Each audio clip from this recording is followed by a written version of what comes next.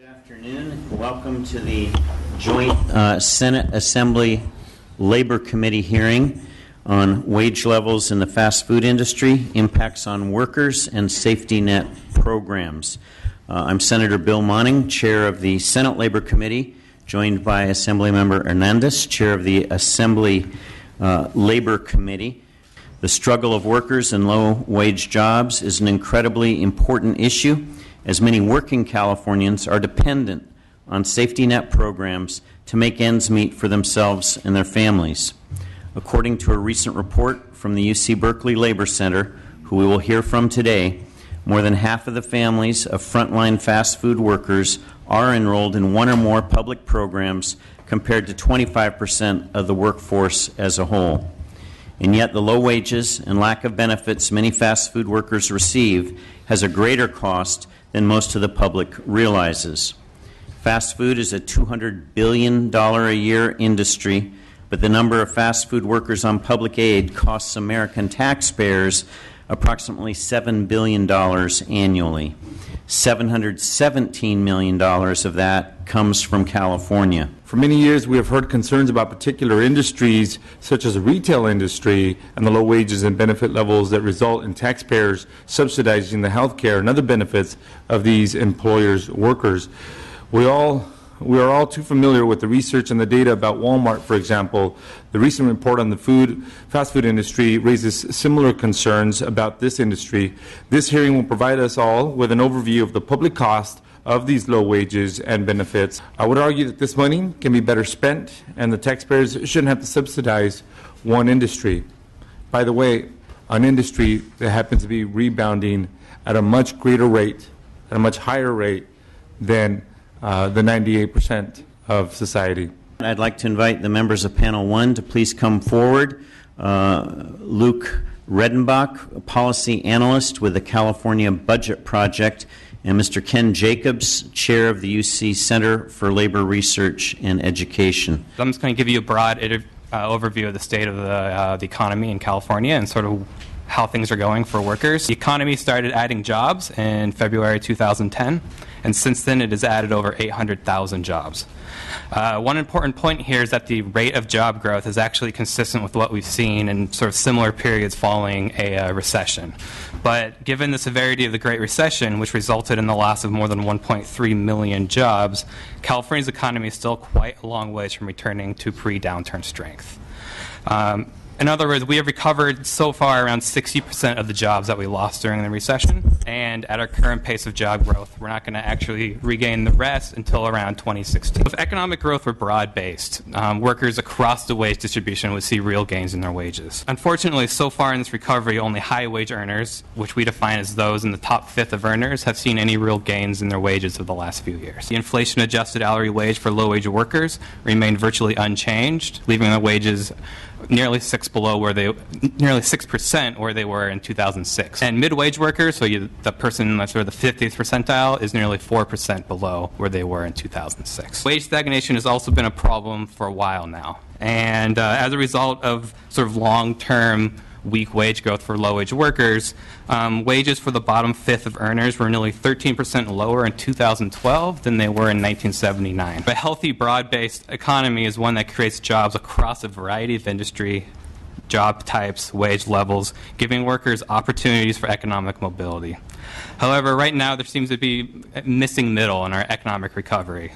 Job growth has been concentrated at both ends of the wage distribution, in low-wage jobs and in high-wage jobs, but job prospects continue to worsen in the middle. Given these two troubling trends for workers, wage stagnation and sort of this limited opportunity for economic mobility, there is this simple question of whether this is an economy that is working for everyone. Our economic recovery has been uneven, exacerbating longer-term trends and rising inequality in California. Combating these trends means rebuilding the middle in the California economy. Our paper, as has been mentioned, documents the high public cost of low-wage work in America. And Mr. Redenbach did a good job of laying out what we've seen overall in terms of a decline in the middle-wage jobs, rise in more jobs in the low-wage service sector, and declining wages for those at the bottom. And when jobs pay too little for families to get by and meet all their needs on their own, then they must rely on publicly funded programs to make ends meet. So we analyzed participation by working families in 4 of the main public programs: health insurance through Medicaid and the Children's Health Insurance Program, the Earned Income Tax Credit, Supplemental Nutrition Assistance Program, SNAP, usually referred to as food stamps, and temporary aid for needy families. And we found that 3/4 of the people enrolled in one or more of the 4 programs that we studied are in working families. Working families account for nearly 2/3 of the program costs. And industries with high enrollment by working families included the restaurant and food services, agriculture, leisure and hospitality, retail, trade, and construction. But the problem was especially acute in the fast food industry. And here we really looked at core frontline fast food workers. Those are the workers who, if you walk into a fast food restaurant, take your order, serve your drinks, cook your food, those real frontline workers. And we looked at people who work at least 11 hours a week or more, 27 weeks a year to get at the core workforce. And the median age of these workers is $8.69 an hour. But the wages are very compressed. Half the workers earn between $8.12 an hour and $9.21. And even at the 90th percentile, the wage was $10.44 an hour. So there's very little room for growth within the industry. Only 13% have health benefits through their employer, and the typical worker works 30 hours a week. We found that a staggering 52% of families of workers in fast food jobs rely on one or more of the public assistance programs. And so relying on a public assistance program is the rule, not the exception, for fast food workers. And importantly, this isn't just a question of work hours. Work hours is an important issue. There are many workers who don't have regular schedules, who wait each week to find out what hours they're going to work, which has a big effect on the ability to do upward mobility. If you want to take classes or have more than one job and you're working on call, it has a big impact in the ability to use these jobs as a stepping stone. But we found that of the workers who are working 40 hours a week or more, still 52% of their families are relying on public assistance to make ends meet. We estimated the total cost nationally for public assistance for families of workers in the fast food industry is $7 billion a year. The state with the greatest cost, because it's the largest state, is California at $717 million a year. These are very conservative estimates. I want to stress this. One, we're looking at the core frontline workers, not the workforce as a whole. And 2, we don't include child care assistance, WIC, Section 8 housing, free or reduced price lunches for school children, low-income home energy programs, or any of the state-based programs. So the actual number is likely much larger than what we have put out.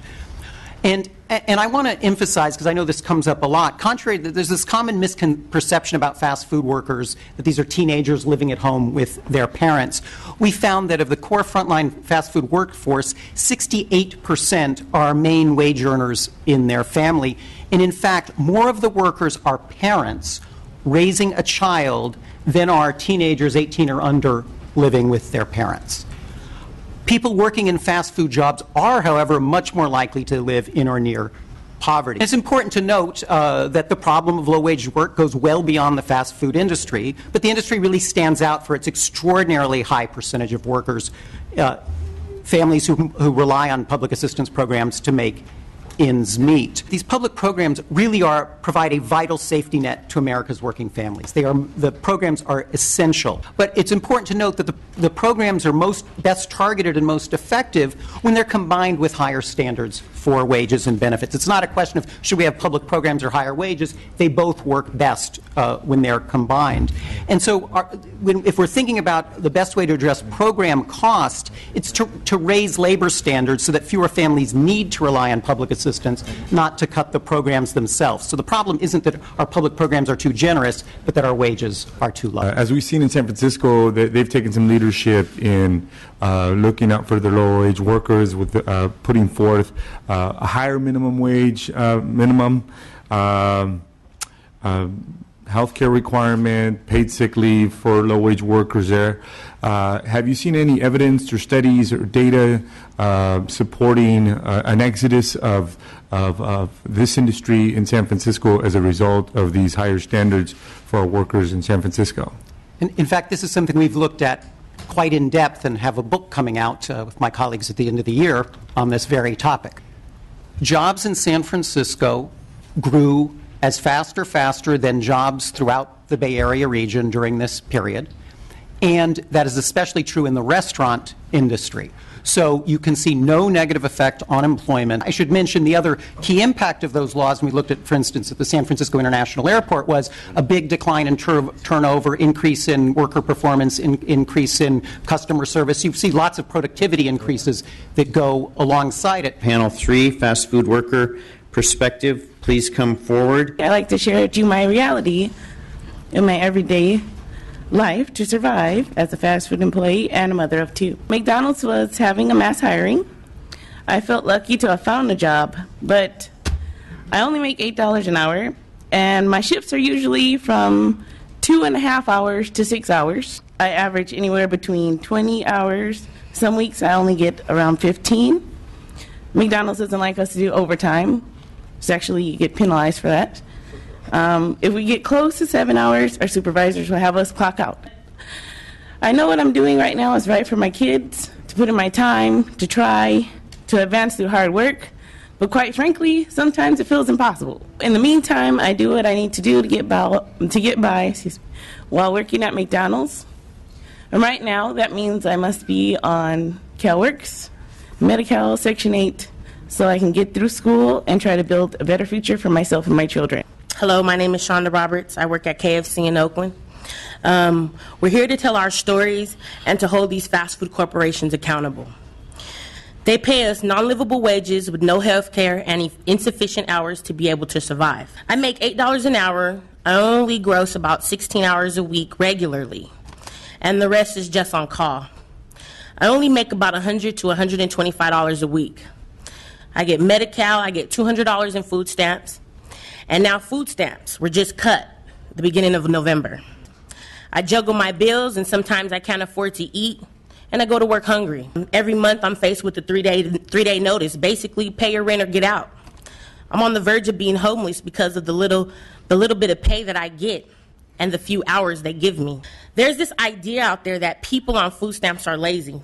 We're not lazy, we work, and we are taxpayers as well. Relying on government assistance is demeaning. I feel that I can't provide for myself. I work like everyone else. I want to live like everyone else and be able to take care of myself without having to depend on these government assistance programs. Please do everything in your power to force these fast food companies to pay us enough to survive without having to rely on public assistance. It's time for a livable wage. I have 2 daughters that attend Humboldt State, and they're starving students. I just spoke to my daughter last night, and she says, "Mom, I'm hungry. I get food stamps. How am I supposed to help her?" So what I do, I take $60 out of the food stamps that I get, send her a food box so she can eat, so she can have the nourishment to study and do something with herself, so she can better herself and don't have to work at these type of jobs. Do you know how that makes me feel as a mother, that my daughter is hungry? I can barely feed myself, boy, let's help my daughter. And I'm a mother. These corporations don't understand because they don't walk a day in our shoes. Their children don't go hungry. Their children are able to go to school, eat, have a roof over their heads, while we're sitting here living under poverty level wages, living under poverty. We sit in the county hospital 24 hours because we got to burn from work. It's a sad case, and I beg you, being government leaders, to help us fast food workers and better our situations. Thank you very much. There's a big impact from public benefit programs. There's no question about it. Without public benefit programs in place in the state of California, the poverty rate would be 12.9% higher. We're learning more and more all the time about the depths of that poverty in California. But what we also now know to be factually correct, based on a series of research studies from a number of esteemed institutions across the country, is that poverty has a long-term impact on the development and the growth of children. It's not only that the families, the adults who work in these jobs suffer through poverty, as you just heard many of the witnesses. But what did we also hear from them? We heard that their children themselves are struggling and suffering. And when children don't get the food and care that they need early in life, they suffer a long-term host of consequences. In fact, scientists now call it toxic stress. When mothers and young families have very young children and experience severe bouts of long-standing bouts of poverty, the more likely we are to see a host of negative outcomes, higher incarceration rates, higher dropout rates, lower earnings as an adult, a whole host of things that this society, this government, this state will pay for years to come. So increasing wages is absolutely crucial to reducing both immediate impacts of poverty on a daily basis, but it's in our long-term self-interest as a state to not let those children go down that same path and suffer those same harms in the future. We will pay for that for generations in the future because we're not taking care of them today. I'm here today more than anything to dispel misconceptions about the families our program helps, and to share with some of the harsh realities they deal with as low-wage workers. GAIN, like other welfare-to-work programs, is about independence. Sadly, finding work for program participants isn't as difficult as it is to find work that sustains independence. Many program participants, like fast food workers, already work low-wage jobs. And due to the economic recession of 2008, populations that traditionally depended on programs like GAIN for employment assistance now must compete with higher educated, better skilled workers for low-wage jobs. Finding a job for program participants can be very exciting. All too often, though, that excitement is followed by a deflating reality. The new job does not pay enough, and the program participants still have to rely on public assistance just to make ends meet. To make matters worse, program participants in low-wage jobs can be punished for trying to improve their situation. For instance, we had a fast worker enrolled in our program, and this person got fired for requesting 3 additional hours per week. The fast worker requested the additional 3 hours because her case manager told her that in order to be meeting the GAIN requirements for being fully employed, she had to be working 20 hours a week. So she requested these hours, and the alternative was no, the 3 hours weren't going to be given to her. They were laid off instead. My coworkers and I see the faces of the families that the UC Berkeley report talks about. We witness firsthand the frustration and the shame that having to rely on public assistance they have to endure. I mean, the numbers are numbing. We've seen them all afternoon here, and I'm not going to repeat them because we've all heard them. But, somewhere along there, there's lives that we're dealing with. The ladies who sat here, amazing courage to do what they did. And that makes me proud to work with people like them. Public assistance programs are part of a safety net that this legislature has worked very, very hard to strengthen and to protect. The individuals that I work with, they want to provide for their families. They want to be independent. But when low-wage companies, such as fast food employers, do not pay a living wage for them, this independence just isn't possible. And we all pay the price for that. I hope the testimony here today will help each of you devote serious thought to the real cost of fast food low-wage jobs and the effects this has on the state we call home.